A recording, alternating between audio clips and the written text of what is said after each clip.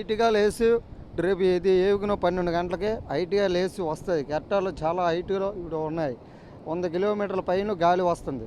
దానివల్ల వేటగాడు కూడా వేటకి వెళ్ళడానికి భయపడిపోయి వేట చేయడం లేదు. కానీ సమీపంలోనే మీ గ్రామం ఉంది. ఆ అలల ఎగసాటుపాటుగాని పడి సముద్రం ముందుకొచ్చే అవకాశం ఉందా ఈ పరిణామాలు? కొద్దిగా ముందుకు వస్తుంది సారు. ఎలాగంటే సముద్రం హైట్‌లో పెరిగి వస్తుంది కాబట్టి ముందుకు వస్తుంది సారు. తప్పకుండా ఏ టైంలో వస్తదో మాకు కూడా తెలియదు. కూడా చెప్తుంటారు వీళ్ళగని. ఇదే మేము ఈ పడుకున్న టైంలో ఏ టైంకి వస్తదో మాకు కారణాలు తెలియదు సారు. అది ఏ టైంలో ఎవరో బాత్రూమ్‌కి వస్తే చూసి మేము చెప్పగలం గానీ అంతవరకు చెప్పలేము సారు. అంటే ఇప్పుడు ప్రస్తుతం పరిస్థితి చూస్తుంటే తీరం దాటేందుకు ఇంకో 48 గంటల గడువు ఉంది.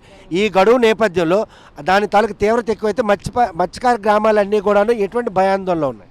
భయంగా ఉంటుంది సారు. మత్స్యకారులు ఈ 12 పంచాయతీలు మా శ్రీకాకుళం జిల్లాలో 12 మండలాలు ఉన్నాయి. ఈ 12 మండలాల్లో మత్స్యకారులకు చాలా ఇబ్బందిగా ఏ టైంకి వచ్చేస్తుందో మాకు తెలియదు.